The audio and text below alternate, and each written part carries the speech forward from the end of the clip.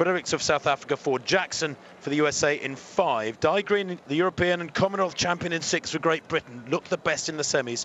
Sanchez of Dominican Republic in 7, and Van Zyl of South Africa in lane 8. Sir. Well, away they go. Daegu quite slow into his running, and Bertrand Jackson already up on the Britain there, centre of picture. He's gone off very quickly, Bertrand Jackson. But Daegu builds into his races nicely in that hunched-shouldered style of his. Third from left is the Briton. Coulson's gone off very quickly in lane 3. Look at the headband there, third to right. He's moving up onto the shoulder of Cornel Fredericks. They come round the bend. It's halfway now. There's not much between Jackson in Sanchez rather in 7 and Green in 6. Certainly Bertrand Jackson has sat back a little bit off that very fast start. The Briton going well, but so is Van Zyl on the outside. Van Zyl leading possibly at the moment, but Coulson also looking strong in 3. And Daegu coming through now. Has he got time to catch Coulson off the final barrier? The Briton battling for gold, and he's got there. It's going to be gold for Britain. Coulson second, Van Zyl the bronze on the outside.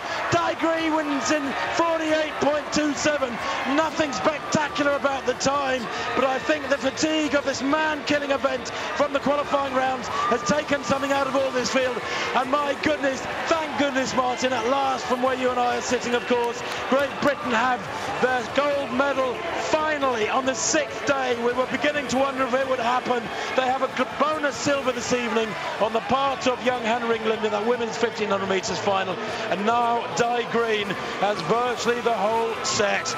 European champion, Commonwealth champion last year, and a year later, after that European win in Barcelona, becomes world champion. He's turned back the challenge of the Americans, of the Puerto Rican Coulson, who looked so dangerous there coming off the last bend. And I'm absolutely delighted for him and his grand old man coach, Malcolm Arnold, who has guided so many great athletes to titles. The coach of John Akibua of Uganda, who won the 1972 Olympic Games 400-metre hurdles title. Well, here we are, almost 40 years later, and that guiding hand is still working wonders. Yes, well, it's interesting that there's a bit of a link here with 1972, because this is the first British global 400-metre hurdles champion for 43 years, 1968, David Hemery. And Hemery went into the Olympic final as the favourite in 72, and he lost it. And as you said, Tim, the man who was the architect of Akibua's triumph, who took the medal off of Britain, was Malcolm Arnold. And now Malcolm Arnold is helping put it right, as it were, 39 years later.